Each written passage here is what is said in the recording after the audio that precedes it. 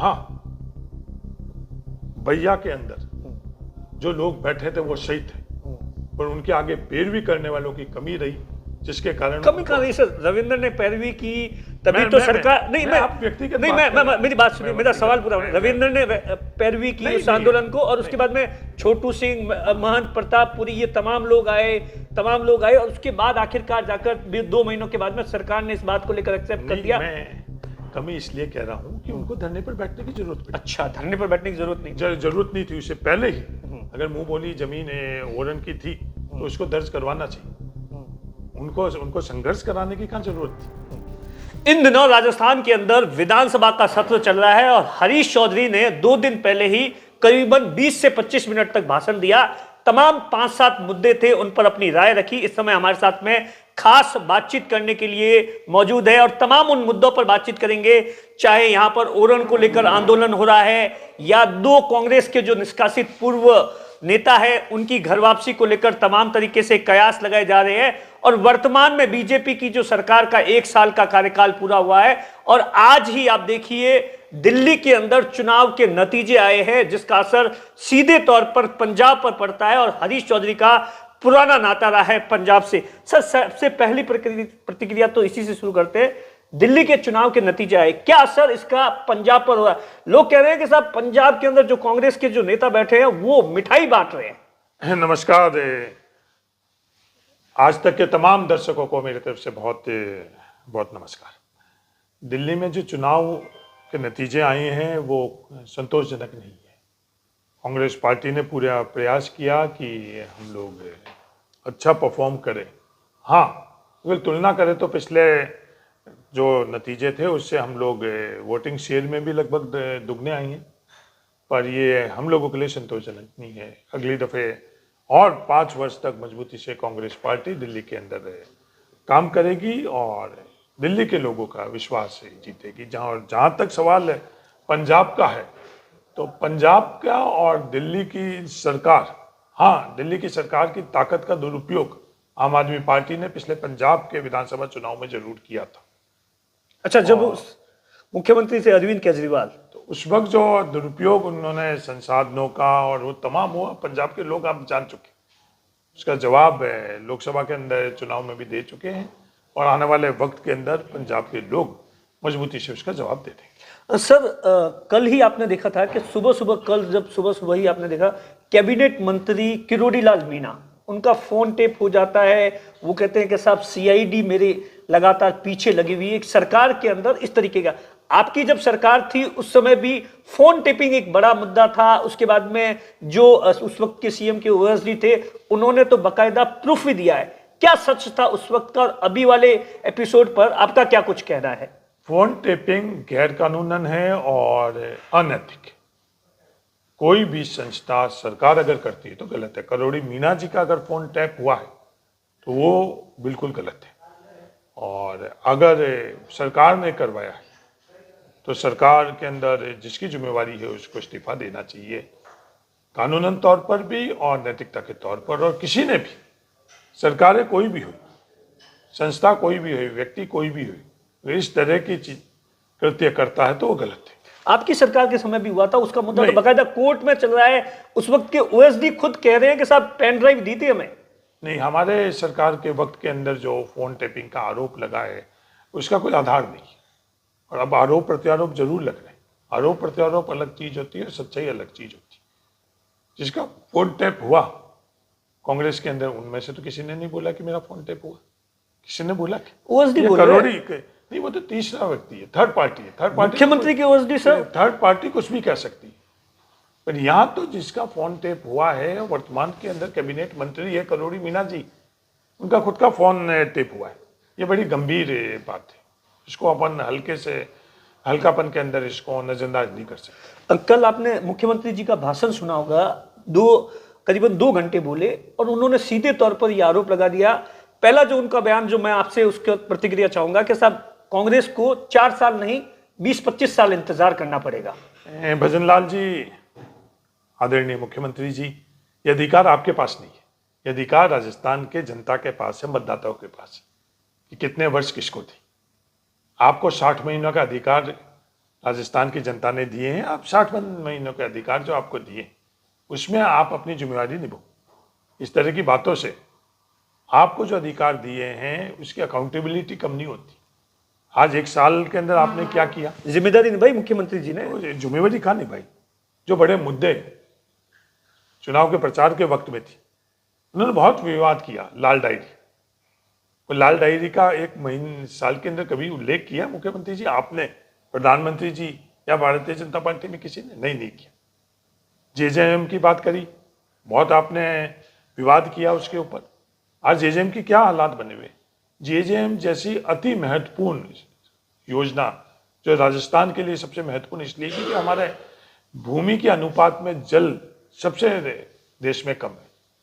आपने ये आरोप लगाया, विवाद किया कि भ्रष्टाचार हुआ। उन तमाम लोगों के खिलाफ आप कार्रवाई करो। आपको किसने रोका? 1 साल हो गए, किसी ने नहीं रोका। पर जेजेएम स्कीम आज के समय में धरातल के अंदर विफल हो रही है। ये चिंता का विषय, ये आरोप प्रत्यारोप का विषय नहीं। हजारों करोड़ों रुपए लगकर और ये जेजेएम स्कीम के मार्फत से जो पेयजल के संदर्भ में काम हो रहा है, इसमें केंद्र सरकार का को नहीं है, राजस्थान सरकार का, केंद्र सरकार का, दोनों का है। पहले तो ये स्कीम सही हुई। तो जेजेएम में सर एक चीज बहुत देखने को मिलती है कि गांव ढाणी के अंदर आप चले जाओ। मैं जब लोकसभा चुनाव कवर करने के लिए रामसर के पास एक ढाणी के अंदर गया था, तो वहां मैंने लोगों से बातचीत की, तो उन्होंने बताया कि साहब 1.5 साल पहले पाइप लगाकर, नल देखकर, पैसे लेकर चले गए, लेकिन आज दिन तक पानी नहीं आया। ऐसा तो नहीं कहीं आंकड़ों के अंदर इन तमाम चीजों को बताया जाता है कि साहब हमने इतना पानी पहुंचा दिया और ग्राउंड पर उसकी हकीकत कुछ और होती है? नहीं, देखो, कोई भी पेयजल योजना के लिए सबसे महत्वपूर्ण होता है कि सोर्स। सबसे पहले तो सोर्स से हम लोग उस जगह पर पानी पहुंचाए। जेजेएम के अंदर हम लोगों की व्यवस्था करी हुई है कि वीटीसी तक पानी पहुंचाने का। वीटीसी से हम लोग हर ढाणी के अंदर पानी पहुंचाएं। अगर बाड़मेर के संदर्भ में हम कहें और कहीं दूसरे गांव में और कस्बों के अंदर हुए तो हर घर के अंदर वो पहुंचाना। तो सबसे पहले तो जो वीटीसी तक पानी आना, आज वीटीसी तक भी पानी नहीं आ रहा है। इसमें सबसे अगर हम लोगों के लिए चिंता का विषय ये है कि जो सर्वे हुआ, सर्वे के अंदर ही त्रुटियां रखी। आज मिलकर हमको सबसे पहले इसको स्वीकार करना चाहिए। त्रुटियों के अंदर जो संशोधन कराना पड़े वो संशोधन कराकर उसको ठीक करना चाहिए। नंबर 2 कि जो राजस्व गांव, जैसे मैं बाड़मेर की बात करूं, जो राजस्व गांव के अंदर प्रत्येक राजस्व गांव में 2011 में राजस्व गांव बने थे, उनमें वीटीसी लगाना। और 2011 के अंदर जो राजस्व गांव थे वो उनका भूभाग बहुत बड़ा था। अब वो राजस्व, एक ही राजस्व गांव में 4-4, 5-5 राजस्व गांव भी बन गए। तो उन राजस्व गांव के अंदर एडिशनल वीटीसी का जो प्रावधान नियमों के अंदर हम लोगों के वक्त उसमें कराया, उसको हम कैसे लागू करें एडिशनल वीटीसी के लिए। तीसरा ये है कि जो डेविएशन, जो भी सैंक्शन लेंथ है, और जो सैंक्शन लेंथ है जो गलत सर्वे होने के कारण जब धरातल पे काम हो रहा है तो सैंक्शन लेंथ से डेविएशन हो रहा है, उसका अप्रूवल का भी सैद्धांतिक प्रावधान कर दिया था। उसको लागू कैसे करें? तो तीनों के तीनों अगर हम लोग दिशा के अंदर काम करेंगे, जब जाकर जेजेएम में आरोप प्रत्यारोप तो लगा दिया आपने बहुत। आप जो भ्रष्टाचार किया उसके खिलाफ आप कार्रवाई करो, आपको किसी ने नहीं रोका। किसी ने रोका? राजस्थान में नहीं रोका, वो अलग बात है। तीसरी उन्होंने बात करी पेपर लीक की। पेपर लीक के अंदर आप लोगों ने खुद ने ये बोला कि आरपीएससी गलत है। आप लोगों ने बोला आरपीएससी को भंग करना। 1 साल में तो आपको किसी ने नहीं रोका कि आरपीएससी को भंग करो, नई व्यवस्था करो। ये पेपर लीक, लेकिन ताबड़तोड़ कार्रवाई की, 50 एक थानेदारों को अंदर डाल दिया। जी, वो उससे पहले भी ऐसा हुआ राजस्थान में, कई दफे हुआ। इससे पहले भी राजस्थान में कई दफे हुआ। जो भी गलत है उसके खिलाफ कार्रवाई होनी चाहिए। अगर आप मानते हो कि सिर्फ जिनको हमने अरेस्ट कर और कार्रवाई करी यहाँ तक है, तो राजस्थान को बताइए कि हाँ यहाँ तक। इसके अलावा कितने और हैं हम सबको पता, उनके खिलाफ कार्रवाई करनी चाहिए। राजस्थान की आवाज है, किसी एक व्यक्ति की नहीं है, दल की आवाज नहीं। जिस किसी ने भी किसी पात्र धारक का हक अगर छीना है कभी भी, ये इन परीक्षा में नहीं, आज से 10 साल 20 साल पहले भी किसी पात्र धारक का हक छीना तो उसको अधिकार नहीं, नियमों में अधिकार नहीं। पर मूल जड़ क्या है? आज हम जो शिक्षा व्यवस्था हम लोगों ने बना रखी है और व्यवस्थाओं के अंदर बहुत गंभीर त्रुटि। आज स्कूल के अंदर हम बच्चों की प्रतिभा बढ़ाने के लिए, स्कूल के अंदर सिर्फ वो डिग्री नहीं है कि हमने मैट्रिक पास कर ली, हमने 12वीं पास कर ली, उसके अंदर बच्चा कैसा है, उसकी प्रतिभा कैसे है, उसके संस्कार कैसे है, और हो क्या रहा है?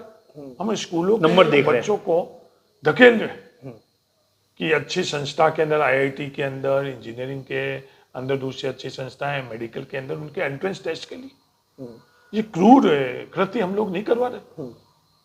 आज राजस्थान के लाखों बच्चे, हम जहाँ उनकी प्रतिभा बढ़ाने के लिए अच्छी शैक्षणिक व्यवस्था स्कूल में कर उनको के माध्यम से राजस्थान को मजबूत करें, देश को मजबूत करें, उसकी जगह उन बच्चों को सिर्फ औपचारिकता के तौर के ऊपर स्कूल की डिग्री लेने के बाद में कोचिंग संस्थाओं में धकेल दी।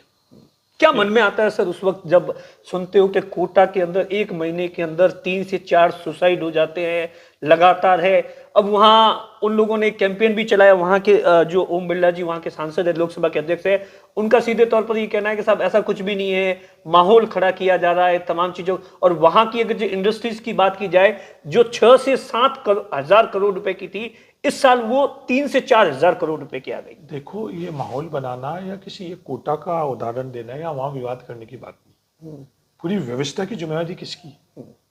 आज हम लोग जो विधानसभा के अंदर बैठे हुए हैं विधायक हैं, उन लोगों की, लोकसभा के अंदर जो लोकसभा के सांसद बैठे हैं, उन लोगों की अकाउंटेबिलिटी हम लोगों पर। हम इसको कहीं इधर उधर हमारी जिम्मेवारी नहीं, हमको स्वीकार करना चाहिए कि इसकी जिम्मेवारी हम लोगों की। और क्या हम स्कूल से उन बच्चों को उस दिशा में धकेल रहे हैं? उसका उत्तर है हाँ। क्या ये कृत्य हमारे राजस्थान के हितों का है? नहीं।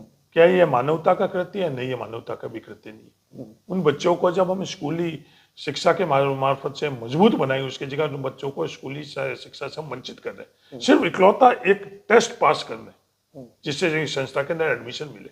और उससे भी गंभीर और स्थिति हुई भी, उससे गंभीर ये स्थिति कि कॉलेज के अंदर उन छात्रों को हम लोग कॉलेज के अंदर शिक्षा के अंदर हम लोग ये नहीं प्रोत्साहित करें कि आप कॉलेज में अच्छी गुणवत्ता की शिक्षा लो, जिससे आप मजबूत आपका व्यक्तित्व बने, आपकी योग्यता के अंदर सुधार हो। उसकी जगह क्या कृत्य हो रहे हैं राजस्थान में, किसी से छुपा हुआ थोड़ी। आज कॉलेज के अंदर नहीं जाने के लिए भी उन विद्यार्थियों से पैसे लिए जा रहे हैं। एक दो नहीं, लाखों विद्यार्थी ऐसे हैं जो जिनसे पैसे लिए जाने के नहीं, आपके अटेंडेंस शॉर्ट हो जाएगी और बच्चे भी जा नहीं रहे। लोग तो ये भी पूछेंगे ना कि जब आप मंत्री थे तब आपने कभी इन तमाम चीजों को लेकर बोला। आवाज नहीं उठाई जिस तरीके से अब बेबाकी से उठा रहे हैं। नहीं, मैंने उस वक्त भी बोला। उस वक्त सुन नहीं रहे थे सरकार। नहीं, सुन नहीं रही। ये एक व्यक्ति की बात नहीं, ये व्यवस्थाओं की बात। हाँ। और आज क्या हो रहा है? आज हमारे पास बहुत सीमित नौकरियां, 8-8.5 करोड़ की जनसंख्या के अंदर कहने के लिए ये क्लेम करें कि 4 लाख देंगे, पर 4 लाख की नौकरी के कारण हम सच्चाई क्यों नहीं बता रहे? हम इन युवाओं को, राजस्थान के युवाओं को, विद्यार्थी को सच्चाई बताइए कि नहीं, सरकारी नौकरी बहुत सीमित है। आप अपने लिए सरकारी नौकरी को आप टारगेट रखकर और जो इन कोचिंग क्लासेस के माध्यम से आप लोग इसे ये प्रयास कर रहे हो, इसमें आपको जो डिग्री लेनी है, उस डिग्री लेने के लिए कॉलेज के अंदर जो आपका व्यक्तित्व, आपकी प्रतिभा बढ़ाने का जो अवसर है, उसको खो रहे हैं। हाँ, अगर किसी भी प्रकार की अगर आपको कोचिंग लेनी है तो वो कोचिंग लो, पर जब आप ग्रेजुएशन कर रहे हो, पोस्ट ग्रेजुएशन कर रहे हो, वो डिग्री सिर्फ चंद पेपर में पास होना ही नहीं रहता। उन स्कूल के अंदर विद्यार्थियों के साथ, अपने अध्यापकों के साथ जिस तरह के आपका वो जीवन के वो सन बीतते हैं, उससे आपको बहुत सीखने को मिलते हैं। इसके अलावा भी और कई चीजें रहती हैं। सर, नौकरियों की बात आई, रोजगार की। परसों रविंद्र सिंह भाटी ने कहा है कि साहब जितनी भी लोकल कंपनियां हैं वहां पर सरकार को एक आरक्षण लाना चाहिए। 70% जो आरक्षण को लेकर कहा है कि जो लोकल लोग हैं उनको अनस्किल्ड में तो एटलीस्ट उनमें प्रायोरिटी होनी चाहिए। हरीश चौधरी इन तमाम चीजों पर क्या सोचते हैं? हरीश चौधरी इस आरक्षण के संदर्भ में अपनी राय बहुत मजबूती से रख चुका है, कई दफे बोल चुका है। हाँ। कोई भी व्यक्ति अगर कोई बात करता है और उस बात के अंदर सही बात हुई, कोई भी करे, अगर वो सही है तो वो सही रहेगी। सिर्फ इस व्यक्ति का विरोध करना किसी का भी मकसद नहीं रहना चाहिए, जो आज के समय में ये संस्कृति बन गई। कोई दल का विरोध, व्यक्ति का विरोध। दल के अंदर भी कोई अच्छा काम हो रहा तो हमको उससे सहमति देना चाहिए और उसको हम लोगों को ताहीद करना चाहिए। कोई भी, रविंद्र सिंह जी भाटी क्यों, कोई दूसरा एमएलए भी क्यों नहीं, कैलाश चौधरी जी भी अगर कोई बात, इस पर क्या सोचते हैं आप? तो मेरा इस संदर्भ के अंदर पहले से ही था। आप तो लंबे समय से, आपको पता है यहाँ आसपास तो रिफाइनरी है, सोलर की कंपनियां हैं, बाकी जो है वहां पर लोकल लोगों को रोजगार हमेशा ये बहुत बड़ा मुद्दा रहा है। विकास किस कीमत पर, विकास का भागीदार कौन? आज सबसे बड़ी ये चुनौती हम लोगों के सामने कि विकास के अंदर चंद लोगों की भागीदारी हो रही है। अगर आप सिद्धांतिक तौर के ऊपर देखो तो हम लोग किसी उद्योगपति के खिलाफ थोड़ी, उद्योगपति जो अडानी अंबानी की बात कर रहे हैं, इस विकास के अंदर पूर्ण तरह से वो अपने आप में सेंट्रलाइज्ड है। इसी को तो क्रोनी कैपिटलिज्म कहते हैं। उस ये अगर पूरे सिद्धांत के अंदर आप फेवरेट सब्जेक्ट है, आंशिक सहमति और आंशिक असहमति होगी तो उससे आपको नहीं होगा। जैसे मैं कोचिंग के संदर्भ में बोल रहा हूँ, पेपर लीक के संदर्भ में बोल रहा हूँ, उसमें आंशिक चीजों से नहीं होगा। आप सिद्धांतिक तौर पर इस सिद्धांत से सहमत हो या नहीं सहमत हो कि इसके अंदर स्टेक होल्डर सबका होना चाहिए, नहीं होना चाहिए, मजदूर का भी होना चाहिए, जो हमारे नौजवान हैं वहाँ काम कर रहे हैं वो भी होने चाहिए, स्थानीय लोगों का भी होना चाहिए, या सिर्फ सब पूरी की पूरी आर्थिक ताकत। एक तरफ तो आप कहते हो कि मोदी जी जिंदाबाद, तो मोदी जी जिंदाबाद है तो मोदी जी का तो मॉडल ही है क्रोनी कैपिटलिज्म का। तो इस क्रोनी कैपिटलिज्म के मॉडल से आप सहमत हो या नहीं सहमत हो? हरीश चौधरी सहमत नहीं, कांग्रेस पार्टी सहमत नहीं। लेकिन सर जनता सहमत है इस बात से। मान लीजिए कि मोदी जी, चाहे हरियाणा का चुनाव हो, महाराष्ट्र का चुनाव हो या दिल्ली का चुनाव हो, जनता मोदी जी के साथ है। देखो, लोकतंत्र के अंदर इस संविधान को समझने में आपकी कमी है। हाँ। ये जो लेकिन सच भी है। नहीं, ये नहीं, ये इकलौता सहमति असहमति के अंदर इकलौता सरकारें बनानी नहीं। हाँ। सहमति असहमति विषय दर विषय बदलती रहती। हाँ। और ये पैमाना, वोट देने का पैमाना तय करने का अधिकार किसी को नहीं। हाँ। यह हर व्यक्तिगत मतदाताओं को है कि वो खुद पैमाने क्या तय करे। जिस दिन वो वोट देने जा रहा है वो खुद अपने पैमाने तय करता है। उस पैमाने पर अगर ठीक लगता है तो वो उस व्यक्ति को, उस पार्टी को मत देता है। तो आप सभी मुद्दों के को नीतियों के हिसाब से तो मोदी जी फिट है, लोगों के हिसाब से 100% नीतियों के हिसाब से नहीं है। फिट है ना सर। देखो ना, चुनाव एक के बाद एक। तो आप ये लोकतंत्र को समझने में आपकी कमी है कि 100% सहमति का ये सर्टिफिकेट नहीं देता है। कोई भी आपको मत देता है तो आपके बहुमत के अंदर आपके नीतियों की बहुमत तो उनके पास है। तो बहुमत की के अंदर सहमति हो सकती है। 100% सहमति अलग चीज होती है और बहुमत के अंदर सहमति अलग चीज है। ये लोकतंत्र की समझ की कमी। सर इस समय मारवाड़ के अंदर और वेस्टर्न राजस्थान के अंदर है वो सबसे बड़ा मुद्दा है ओलन। इससे पहले सर, इससे मुझे हंसी आ रही है। हंसी? जी हाँ, बिल्कुल नहीं हंसी सर, इससे पहले कब चर्चा हुई? आपकी इससे पहले आपकी सोच और समझ पर हंसी आ रही है। अच्छा। जिस दिन थार के अंदर हाँ। हम लोग आए, हमारी पीढ़ी आई है, उस दिन से ये इस थार की ओरण के संदर्भ में हमारी सोच रही, और कहीं दूसरी जगह नहीं है। ये ओरण की व्यवस्था हम लोगों के यहाँ। ओरण है क्या? ओरण जो गोचर और जो धार्मिक कृत्य के लिए हम लोग जो जमीन छोड़ते हैं वो है। तो हजारों साल से, कई पीढ़ियों का हम लोग भावनाओं का। इससे पहले आपने कब विधानसभा के अंदर चर्चा सुनी ओरण की? उससे पहले कभी भी उन लोगों ने जो किया उसको हम भूल जाए कि मैंने, हरीश चौधरी ने, मेरी सरकार ने 29,500 बीघा जमीन जब पिछली सरकार के अंदर हमने ओरण के अंदर दर्ज करा दी तो हम लोग बहुत बड़े हो गए। उसी आपकी सरकार ने एक बड़ी जमीन है वो अडानी को दे दी, ये भी तो आप मानिए। आवंटन है। जब ओरण की बात करो तो पहले ओरण की पूरी खत्म करते। ओरण के अंदर अगर 29,500 बीघा जमीन जैसलमेर के अंदर अगर हमने ओरण में दर्ज करा दी, हमारा योगदान नहीं है। नहीं, ये 100% है। नहीं 100% नहीं है। ये आपकी समझ में कमी है। हमारी पूर्वजों ने उसको ओरण के तौर पर रखा। हमने सिर्फ इकलौता काम ये किया कि जो पूर्वजों की ओरण में रखी हुई जमीन को हमने राजस्व रिकॉर्ड के अंदर जो सरकारी दर्ज करी हुई थी। सरकारी, आप रेवेन्यू मिनिस्टर भी रह चुके सर। मैं इसीलिए तो आपको बोल रहा हूँ कि वो 29,500 बीघा को ओरण के अंदर दर्ज कराया। तो 100% हमारा नहीं, 100% नहीं। हमारा सिर्फ इतना सा योगदान है जो सरकारी रिकॉर्ड में दर्ज थी, उससे निकालकर हमने उसको ओरण के अंदर दर्ज कराया। तो एक छोटा सा काम को हम लोग अगर कोई पूर्णतया हजारों सालों से ये जो व्यवस्था बनी आई है, कितनी पीढ़ियों की ये व्यवस्था, उसमें श्रेय लेने के लिए अगर हरीश चौधरी ऐसे बोलता हूँ तो शायद हरीश चौधरी गलत है। लेकिन ये तो, अगर मैं ये कहता हूँ कि सरकार ने ओरण बचाई तो ये गलत है। ये तो अच्छी बात है ना। बैया गांव के लोग थे, टिके हुए थे, धरना प्रदर्शन कर रहे थे। कंपनी ने उस जमीन पर काम शुरू करने के लिए सरकार ने तो बकायदा उस जमीन को ओरण की। ये हम लोगों की व्यवस्थाओं का विफलता है। जो 29,500 बीघा जो जमीन है दर्ज कराई, उसमें हम लोगों को किसी को धरने पर बैठने की जरूरत नहीं पड़ी। तो ये कमी किसकी है? जरूरत पड़ी तो बैठे लोग, तो ये तो अच्छी बात है ना। नहीं, इस पूरी तरह से इस बात को समझो। ये तो 1,000 बीघा के करीब की जमीन है। 29,500 के अंदर किसी को धरने पर बैठने की जरूरत नहीं पड़ी, क्योंकि उस वक्त मजबूत पैरवी होकर जहां भी ओरण थी, कई कंपनियों के वो जमीन लेना चाह रही थी, उनको लेने नहीं थी। और वो सब मुंह बोली ओरन ही थी, राजस्व रिकॉर्ड के अंदर ओरन नहीं थी, और उसको वापस ओरन में दर्ज कराया गया। हाँ, बैया के अंदर जो लोग बैठे थे वो सही थे, पर उनके आगे पैरवी करने वालों की कमी रही, जिसके कारण कमी का नहीं सर, रविंद्र ने पैरवी की तभी तो सरकार नहीं, मैं आप व्यक्तिगत नहीं, बात मैं मेरी बात सुनिए, मेरा सवाल पूरा होना। रविंद्र ने पैरवी की उस आंदोलन को, और उसके बाद में छोटू सिंह, महंत प्रतापपुरी, ये तमाम लोग आए, और उसके बाद आखिरकार जाकर 2 महीनों के बाद में सरकार ने इस बात को लेकर एक्सेप्ट कर दिया। मैं कमी इसलिए कह रहा हूं कि उनको धरने पर बैठने की जरूरत पड़ी। अच्छा, धरने पर बैठने की जरूरत नहीं, जरूरत नहीं थी, उससे पहले ही अगर मुंह बोली जमीन ओरन की थी तो उसको दर्ज करवाना चाहिए।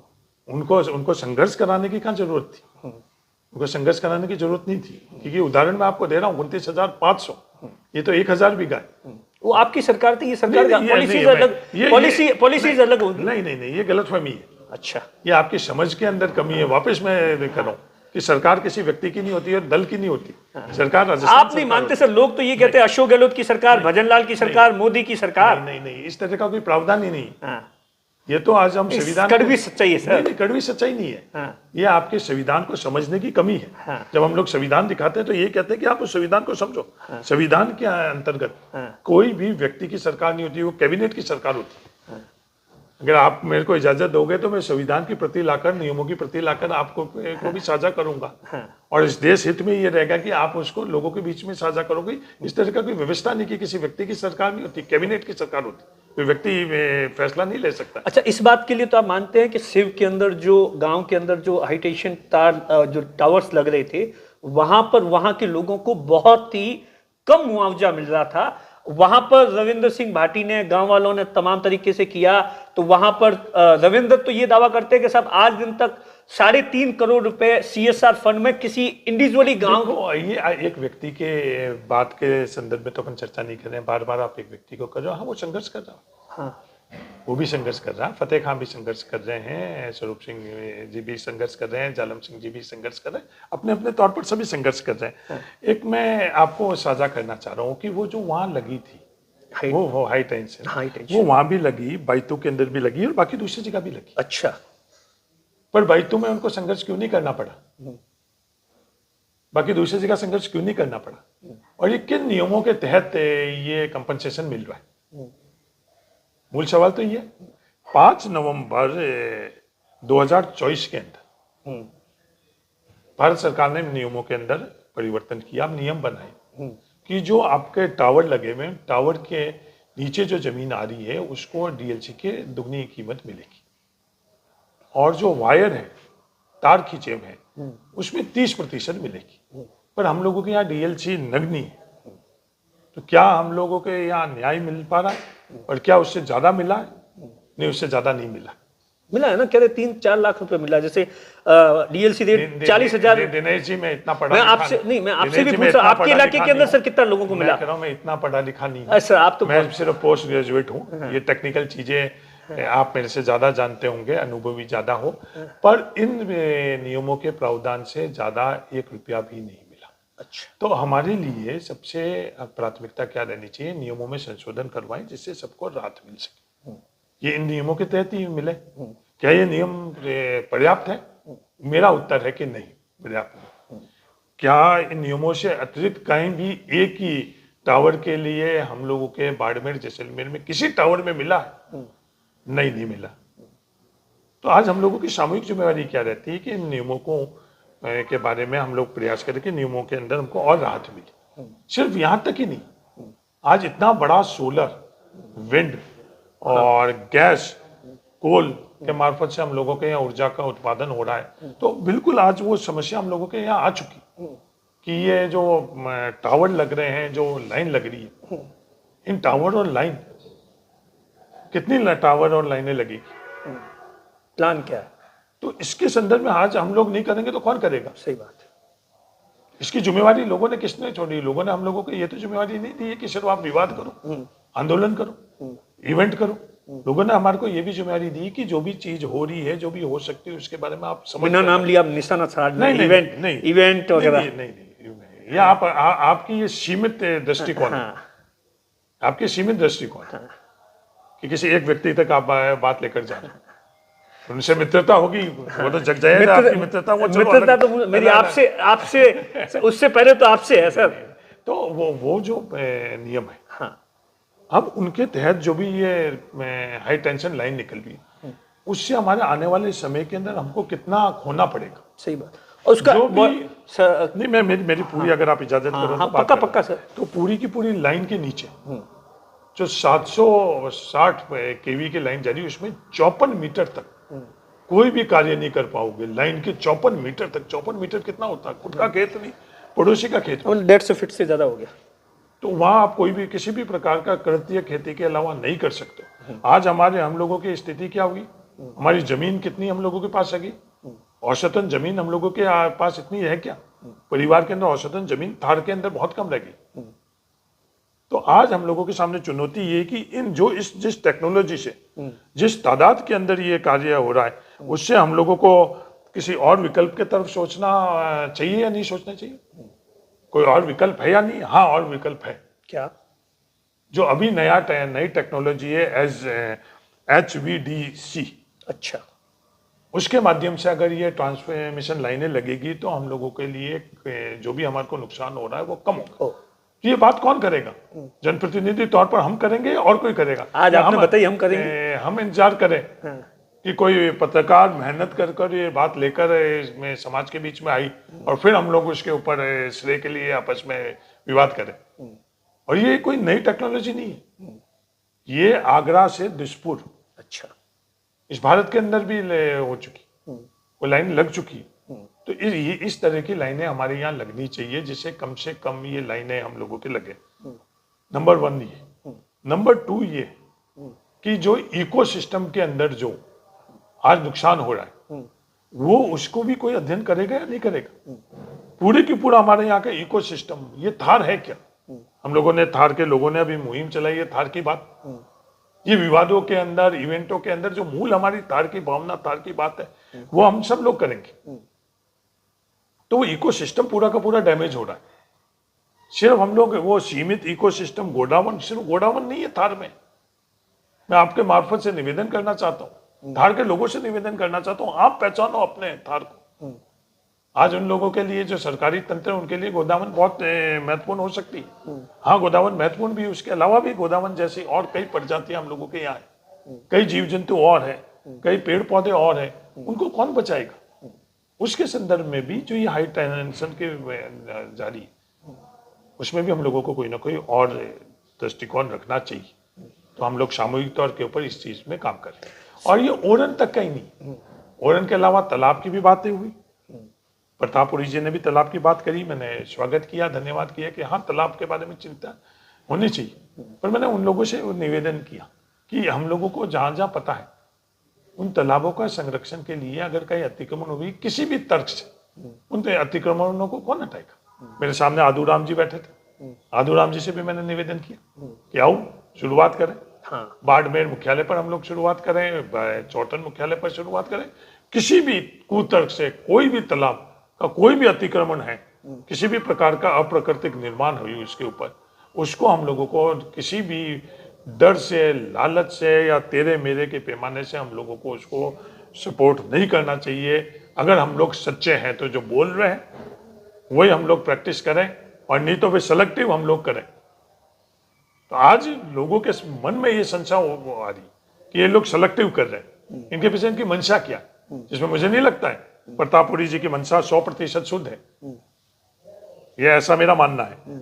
आदूराम जी की भी शुद्ध है। तो हाँ, चले हम लोग सामूहिक तौर के ऊपर दलगत राजनीति से ऊपर उठकर इसके ऊपर काम करें। गोचर में जो अतिक्रमण हुए में उसके अंदर अगर कोई काफी सालों से गोचर के अंदर बैठा है, वो एक अलग बात है।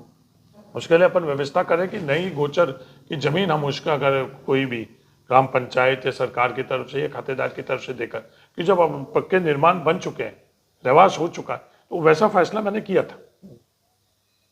राजस्व मंत्री रहते हुए रहा, फिर वो कोर्ट के अंदर अटक गया। तो अभी हम लोग इन सब तीनों चीजों के बारे में हम लोग प्रयास करें। सर, मेरा एक सवाल है कि बाड़मेर हो या जैसलमेर हो, इतनी बड़ी तादाद के अंदर बिजली उत्पादन होती है, उत्पादन होने के बाद में सरकारें उन्हें चाहे बाहर कहीं दे देती, यहाँ के लोग तो आज भी बिजली को तरसते हैं। ये आपको नहीं लगता है कि बहुत बड़ी विडंबना है? बिल्कुल विडंबना है। इस कृषि कनेक्शनों में इस वर्ष क्या बिजली मिली? शिव का जीएसएस नहीं बन पाया, पाबंदी लग गई थी, सुप्रीम कोर्ट से पाबंदी लग गई थी गोडावण की। उसका नहीं बनने के से विकल्प पे कोई भी दूसरा हम लोगों ने व्यवस्था नहीं करी, इंतजार में कि कब होगा। साल दर साल बीतते गए, तो पिछली सरकार के अंदर मजबूत पैरवी से वो माँ जो पाबंदी थी उसको हटाई, पर वो अभी भी काम पूरा नहीं हुआ। 2 घंटे 3 घंटे उस शिव इलाके के अंदर, और जो बाटाड़ू हम लोगों का जो शिव जीएसएस से जुड़ा हुआ है उसके अंदर 2 घंटे 3 घंटे, बाकी दूसरे जीएसएस है उसमें 4 घंटे 5 घंटे। ये बिजली जब इतनी पर्याप्त बिजली हम लोगों के पास है तो कम से कम कृषकों को तो देवे। मतलब यहाँ लोकल लोगों को कुछ। नंबर 2 कि जो घरेलू कनेक्शन है, क्या बाड़मेर जैसलमेर में सब ढाणियों में लग गई? नहीं लगे। मैं संतोष अपने आप में प्रकट करूं और मैं श्रेय लूं कि बाइटू के अंदर मैंने 40,000 ढाणियों में कनेक्शन करा दिए, तो मुझे संतोष नहीं करना चाहिए। आज भी बाइटू के अंदर 4 से 5,000 ढाणियों के अंदर कनेक्शन नहीं है। बिना बिजली के उन ढाणियों के में रहने वाले हम लोगों के थार के लोगों की क्या हालात। हम लोगों ने उस वक्त योजना शुरू कराई, काम शुरू कराई, उसको उन्होंने रोक लिया और वापस एक फैसला कर लिया कि 2021 तक। मैं सरकार से कहना चाहता हूँ, जो मजबूत शिक्षक लोग हैं वो लोग ये इस पूरी प्रक्रिया को जानते हैं, उन लोगों ने डिमांड भरे हुए, उनके डिमांड आए हुए, पर बाकी अनपढ़ गरीब उन लोगों ने कोई भी किसी भी प्रकार का कोई जुर्म तो नहीं किया कि हम उनसे वंचित रखें। अब भी सरकार ने फैसला करा, उसमें चंद कनेक्शन हम लोगों को मिल रहे। जो पहले जो काम चल रहा था उसको बंद कर लिया, पहले जो व्यवस्था थी उसके टेंडर को भी रद्द कर लिया। अब ये नई तरह की बात कर रही है और 1 साल से ज्यादा निकल गए भजन लाल जी। आज जो हम लोग ऊर्जा इतना दे रहे हैं, हमारे ढाणियों के ऊपर से इतनी ज्यादा ऊर्जा निकल रही है, उस गरीब की ढाणी के अंदर आप सिर्फ एक बल्ब नहीं जलना दे रहे हो। क्या सामूहिक जिम्मेवारी हमारी? आपने कभी सरकार में बात की थी इन तमाम चीजों को लेकर जब आप मंत्री थे, बिजली को लेकर, मतलब कि यहाँ लोकल लोगों को मिलनी चाहिए, एक हिस्सा तो मिले एटलीस्ट? हाँ, बिल्कुल मैंने करी थी। और मैं कह रहा हूँ ना, बाइटू विधानसभा क्षेत्र में 40,000, ये उदाहरण आप कहीं और, आप तो जानकार हो, पूरे देश के लिए जानकार हो, आपका चैनल बहुत प्रतिष्ठित है, बहुत जानकारी रखता है। किसी एक विधानसभा के अंदर 40,000 घरेलू कनेक्शन हुए क्या? और कृषि कनेक्शन के अंदर भी जो जिस दिन मैं विधायक बना उस दिन जितने कनेक्शन थे उतने 5 सालों के अंदर करवाए। पर अगर आप कहो कि मैं 10 में से 10 में मैं अपने आप को कितना नंबर दूं, तो मैं संतोष ने नंबर अपने को नहीं दे सकता हूं कि जो हुआ वो हमारी जिम्मेवारी थी, पर बहुत कुछ होना बाकी है, बहुत हक है, बहुत हम लोगों के थार के लोगों का हक है, वो उनको कैसे दिलाए। अब राजनीति पर आते हैं सर। इन दिनों पिछले 10-15 दिनों से चर्चा चल रही है, ये राजनीति है। राजनीति का भावार्थ क्या है? हाँ। जो राज चलाने के लिए नीति, हाँ। वो अलग बात है जो संविधान के संदर्भ में हम लोगों की, मतलब राजनीतिक घटनाक्रम पर आते हैं जो इन दिनों चल रहे हैं। ये भी राजनीतिक घटनाक्रम ही है। हाँ, कि राज की नीति गलत होने के कारण हम लोग यहाँ अपना हक नहीं ले पा रहे। ये राजनीति सर गलत अगर जी नीति होती तो आपने देखा नहीं विधानसभा के उपचुनाव थे, कांग्रेस का क्या कुछ हाल हुआ सर। अगर जी सर वो एक बहुत बड़ा होता है कि लोग अगर जी राज से खुश है या नहीं है। आप राजनीति सिर्फ इलेक्टोरल पॉलिटिक्स सच है या नहीं, ये राजनीति नहीं है। हाँ। ये राजनीति का सीमित आपका दृष्टिकोण, हाँ। या कोई दलगत राजनीति, व्यक्तिगत राजनीति, या आप इलेक्टोरल पॉलिटिक्स, हाँ। जो वोटों की राजनीति कहते हैं, हाँ। यहाँ तक राजनीति, ये राजनीति का एक हिस्सा है। हाँ, महत्वपूर्ण है, लोकतंत्र के अंदर सबसे महत्वपूर्ण है वोट देना, वोट देकर और चुनाव करना, पर यहाँ तक ही लोकतंत्र नहीं रहता है। ये लोकतंत्र की पहली सीढ़ी। अच्छा सर, इन दिनों बहुत बातचीत चल रही है, कांग्रेस से जो निष्कासित 2 पूर्व विधायक है वो दिल्ली जयपुर के अंदर अशोक गहलोत जी से मुलाकात करते हैं, डोटासरा जी से मुलाकात करते हैं, कहते हैं कि साहब घर वापसी को लेकर तमाम तरीके से दिल्ली या जयपुर के अंदर वो लगातार चक्कर निकाले। लेकिन राजनीतिक जानकार ये मानते हैं कि साहब उनकी अगर जो एंट्री होनी है तो वो बाइटू वाली ढाणी से नहीं। सर आपकी कोई बातचीत नहीं, ये ऐसे कोई बात नहीं है। हाँ, सबसे पहले महत्वपूर्ण बात तो ये है कि उनका निष्कासन किस आधार के ऊपर, जो सामान्य नागरिक को है वो नहीं है। हमारे थार के अंदर ढाणियों में गुड़ाल होती, गुड़ाल के अंदर जो हमारे प्रमुख घर का प्रमुख बैठता है उसके पास जो सामान्य नागरिक से अधिकार कम रहते। तो हम लोगों के, मैं आज एमएलए बन गया हूं, इसका मतलब मेरे बाइटू में किसी से अधिक अधिकार है नहीं। क्या इस पद और सरकार का उपयोग, अगर हमने कुछ गलत चीज की है तो उसको दबाने में करें?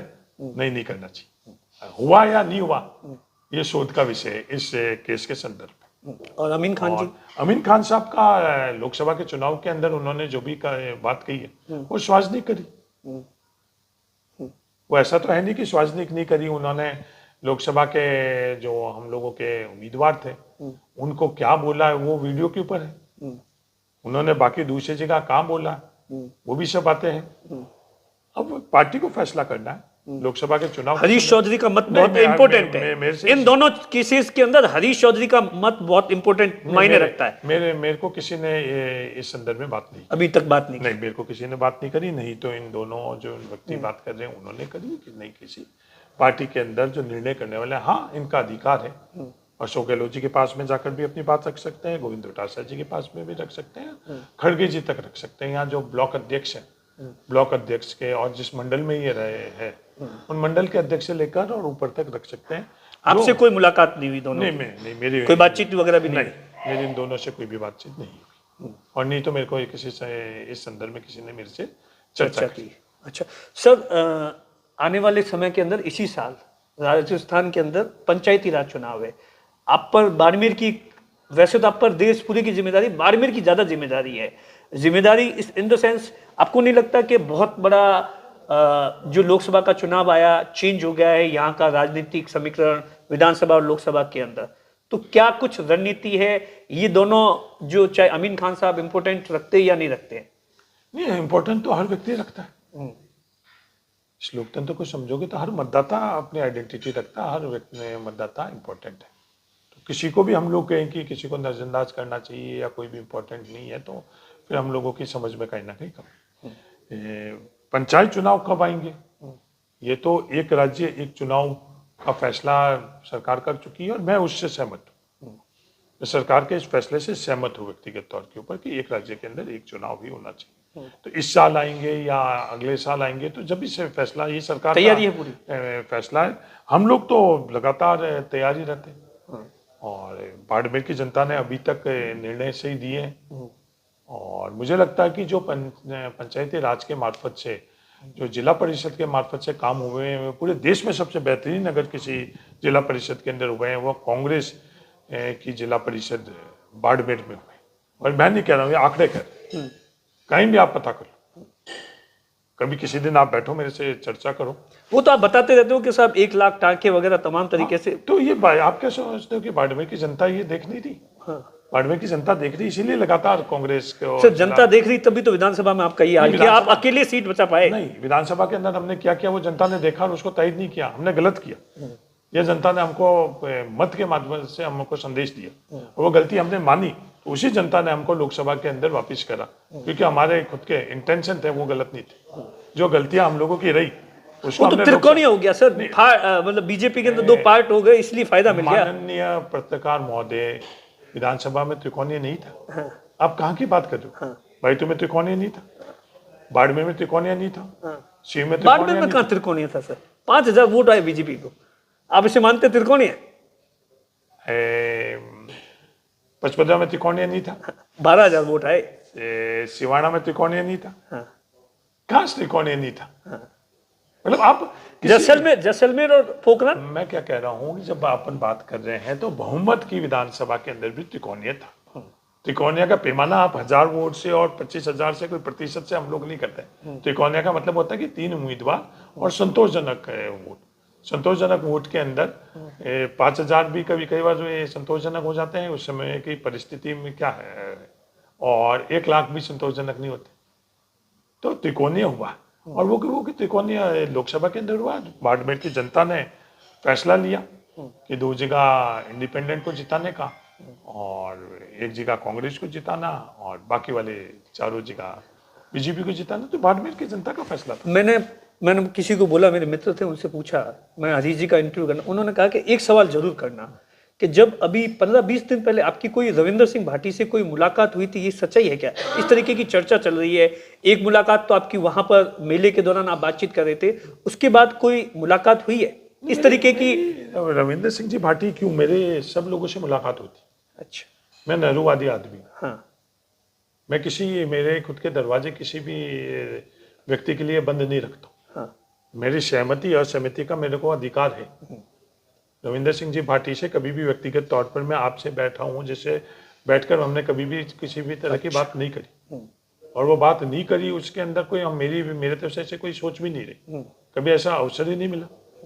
अगर अवसर मिलेगा तो बिल्कुल बात करेंगे। मेरे रविंदर सिंह जी भाटी क्यों, गोविंदाचार्य जी जो भारतीय जनता पार्टी के आरएसएस के थे, कभी ये बात तो आप हमेशा जिक्र करते हैं। राहुल से बात करो, बाबू सिंह जी से पूछो कि अभी मुरली जी में आए थे जब तो मैं वैचारिक तौर पर आरएसएस से बिल्कुल असहमत हूँ, लेकिन 100% असहमत हूँ। पर आरएसएस से जुड़े हुए व्यक्ति से मैं संवाद नहीं रखूं, ये इस चीज से मैं सहमत नहीं हूँ। आखिरी सवाल सर, कल भजनलाल जी ने कहा कि अब कांग्रेस के जो नेता है, विधायक है, उनको दिन रात भजन करने पड़ेंगे, बाकायदा इशारा कर कर बताया कि भजन करने पड़ेंगे। नहीं, भजन तो हम लोग करते हैं, श्रवण भी करते हैं। भजनलाल जी उनका तंज था। मैं महादेव जी का उपासक हूँ, हाँ तो मेरी तो मैं कह सकता हूँ भजनलाल जी हम दिन रात ही करते हैं, महादेव जी को मैं याद रखता हूँ। हाँ। अब आप और कैसा भजन है, कोई दूसरा भजन कोई कराने का अगर आपका है तो आप बताओ। अगर महादेव जी का ही भजन है तो बिल्कुल, अगर नया कोई भजन आएगा, हाँ। कैलाश खेर ने बहुत अच्छा एक महादेव जी का भजन गाना गाया था, वो बड़ा लुत्फ उठाकर हम लोग सुनते हैं। तो भजनलाल जी का और कोई भी गाना है महादेव जी का जो नया कोई लाना चाह रहे हैं, या कोई और भजनलाल जी कोई भजन लाना चाह रहे हैं, तो बिल्कुल अगर महादेव जी का होगा तो उसको मैं दिन रात ही करेंगे। ऐसा थोड़ी कि अभी तक के हुए हैं वो भजन, उसके बाद में इसमें सुधार नहीं हो सकता। तो भजनलाल जी लाओ, आप भजन लाओ, मेरी आस्था महादेव जी में, उसके उनके लिए कोई अच्छा भजन होगा, अच्छा गाना होगा तो मैं दिन रात भी क्यों नहीं सुनूंगा। और कोई देवी का उपासक होगा तो वो देवी के उपासक का कोई अच्छा अगर भजन लाओगे आप तो उनमें करेगा। तो आपका स्वागत है, आप अच्छे भजन लाओ, और हम लोग अगर हमारी आस्थाओं के अनुरूप वो भजन होगा तो हम बिल्कुल करेंगे। दिन रात करना कोई भजन कोई क्राइम तो है नहीं। एक सवाल रह गया सर, 10 सवाल कर सकते। इस सरकार के अंदर जब भी कैबिनेट की बैठक होती है, एक बात की चर्चा होती है, सब इंस्पेक्टर भर्ती परीक्षा 2021, क्या 2000 जो भर्ती है उसे सरकार को रद्द करना चाहिए या नहीं करना चाहिए? हरीश चौधरी का क्या कुछ मत है? दिनेश जी, सबसे गंभीर स्थिति ये है कि कैबिनेट के अंदर, कैबिनेट में चर्चा हो नहीं रही। ये बात मैंने 2 दिन पहले विधानसभा में भी कही। कैबिनेट के जो सदस्य हैं उनको अधिकार का भी एहसास नहीं हो रहा। ये चर्चा और विषय पर फैसले तो बहुत अलग बात है, जो आप बात कर रहे हो ना कि फैसलों के संदर्भ के अंदर नहीं हो रहा, और सिर्फ राजस्थान में इस सरकार के सर में नहीं। तो क्या क्या किस तरह की व्यवस्था है, बोर्ड और कॉर्पोरेशन जो बने हुए, क्या उनके मंत्री किसी भी तरह की नीतिगत भी उसके अंदर दखलंदाजी कर सकता? नहीं कर सकता। ये मैंने अभी नहीं बोला, जो आपका पैक्ट ये एक तकिया कलाम रहता है कि अपनी सरकार के वक्त भी मैंने ये बातें रखी। उस वक्त तो आपकी ऐसा बताया जाता है कि अशोक जी किसी जमाने में आपके बहुत करीबी थे, और मेरा हर कांग्रेसी बड़े बहुत करीबी है। जाते जाते तो मैंने देखा था आप नहीं, जब आप मंत्री, मेरी बात सुनो, मैं कांग्रेस के परिवार का सदस्य हूँ। अगर मेरे को टिकट हेमाराम जी चौधरी ने ही दिलाया तो इसका मतलब ये थोड़ी कि दूसरे कांग्रेस के नेता के प्रति मेरे और कोई भाव है। 100% मेरा उनके प्रति ही समर्पण और किसी और के प्रति नकारात्मक भाव है नहीं। हेमाराम जी चौधरी ने अगर मुझे लोकसभा का टिकट दिलवाया तो हेमाराम जी चौधरी के प्रति मेरे श्रद्धा सिर्फ लोकसभा चुनाव में टिकट दिलाने तक ही सीमित नहीं है, क्योंकि मैं उनके विचारों से सहमत हूँ, उनके कृत्यों से सहमत हूँ, इसलिए हेमाराम जी चौधरी को मैं अपना आदर्श मानता हूँ। ऐसा थोड़ी कि उन्होंने मेरे को टिकट दिला दिया इसलिए मेरे लिए वो भगवान हो गए। लेकिन आपने सर भर्ती का जवाब नहीं, रद्द होनी चाहिए या नहीं होनी चाहिए? नहीं, भर्ती तो आप समझो, जो भी गलत चीज हुई है वो तो रद्द होनी चाहिए, आरपीएससी भी भंग होनी चाहिए। ये सब चीजें तो कह चुके हैं ना कि आरपीएससी भी रद्द भंग होनी चाहिए। इस पूरी की पूरी परीक्षा प्रणाली को भी हम लोग कैसे सुधार करें, उसके ऊपर हम सब लोगों को बैठकर, ये अधिकार किसका है? ये अधिकार 200 विधायकों का है। हम लोग जो मूल अपना काम करना है वो हम क्यों नहीं कर रहे हैं? कैबिनेट का अधिकार है, बैठकर उस पर चर्चा करें। हाँ, कुंभ भी महत्वपूर्ण है। आज समय निकालकर जिस तरह से कुंभ में गई, आज सत्ता पक्ष के सभी तमाम विधायक तो चले गए, हम लोगों को नहीं लेकर गए, पर व्यक्तिगत तौर पर हम भी जाएंगे, गए भी है, पर हम पूरे राजस्थान को दिखाकर नहीं, क्योंकि हमारी आस्था है। हम भी कुंभ में गए हैं, कुंभ में जाएंगे। तो इसी तरह की प्राथमिकता, जैसे भजनलाल जी ने सामूहिक तौर के ऊपर लेकर गई, इसी तरह की प्राथमिकता से रखकर पूरा का पूरा चार्टर लेकर और पूरे हिंदुस्तान में घुमाई कि इसका वैकल्पिक व्यवस्था क्या, अगर दुनिया में कहीं बात भी है तो भजनलाल जी हम सब लोग चले, जिससे इन युवाओं को हम लोग न्याय दिला सके। सर, आप कैबिनेट मंत्री रह चुके हैं गहलोत सरकार के दौरान। किरोड़ी लाल जी मीणा जब ये बयान देते हैं कि साहब फोन टेपिंग, सीआईडी, तो उनके मन में जो चल रहा है वो लगातार सरकार, ये वो सरकार तो मुझे अपनी लगती थी। हाँ, वो सरकार मेरी, जिसमें मैं कैबिनेट का मंत्री था, क्योंकि हमारी सामूहिक सरकार थी, हाँ, जहाँ भी बात करनी होती तो मैं बिल्कुल, मुझे अधिकार दिया भी गया और मैं अपनी जो भी बात रहती थी मैं कैबिनेट में रखता भी था। तो ये अभी जो मैं सिद्धांतिक बात कर रहा हूँ उसमें ही आप मेरे को, जैसे अनीता बघेल जी ने पूरी संविधान की बात करी और खुद ने संविधान की जो मूल भावना थी, तो कम से कम मेरे साथ तो आप ये कृत्य नहीं करो कि मैं आपकी उसी बात को तहीद करते हुए इस बात को आगे बढ़ो। वो सरकार कैबिनेट की। लेकिन जाते जाते आप भी थोड़े से नहीं, अशोक जी की नीतियों से या इनडायरेक्ट डिसीजन के खिलाफ आप बोलते रहते थे। नहीं, मैं पहले भी जो भी मेरे जिससे सहमत हूँ, मैं पार्टी लाइन की और मर्यादाओं के रेखाओं में रहकर, मुझे अधिकार गवर्नमेंट में भी था, वहाँ भी मैंने रखा। कईयों में मैं सफल रहा, कईयों में मैं असफल रहा, और जहाँ मैं सफल रहा उसमें श्रेय मैंने नहीं लिया, और जहाँ असफल रहा, जैसे आज रेवेन्यू बोर्ड की जो दुर्गति हुई भी है, रेवेन्यू बोर्ड की व्यवस्थाओं से जितना अन्याय हो रहा है राजस्थान के अंदर, तो मेरी जितनी समझ थी, ताकत थी, उसको मैंने एड्रेस किया। उस वक्त मेरे पास रेवेन्यू सेक्रेटरी संजय मल्होत्रा जी थे, बड़े काबिल अधिकारी थे, जो वर्तमान हमने बिल्कुल वहां से, आज ये सब कागजों में हमने प्रस्ताव बनाकर भेजे, पर वो आज लाखों लोग उस रेवेन्यू बोर्ड की व्यवस्थाओं के कारण आज प्रताड़ित हो रहे हैं, उनके साथ अन्याय हो रहा है। पर उस वक्त सिर्फ रेवेन्यू मिनिस्टर के तौर पर जो बात थी वो हमने कर ली। मुख्यमंत्री जी ने उस वक्त के सीएस को मैं भेज दी, और वो वहाँ की वहाँ पड़ी रह गई, और आज भी अन्याय हो रहा है। आज तो वो सीएस खुद भी महसूस कर रहे हैं अन्याय हो रहा है, फिर अब तो वो जनता के बीच में जा रहे हैं। वो सेक्रेटरीट के 4 दीवारियों के अंदर उनका नजरिया अलग हो सकता है, जब जनता के बीच में जा रहे तो वो पता करें कि आज वह कितने लोगों के साथ अन्याय हो रहा है। अंत में डॉक्टर मनमोहन सिंह जी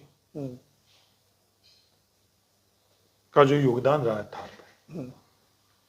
और राजस्थान में, उस संदर्भ में भी मैं बात रखना चाहूँ। आपने सवाल नहीं पूछा, रह गया।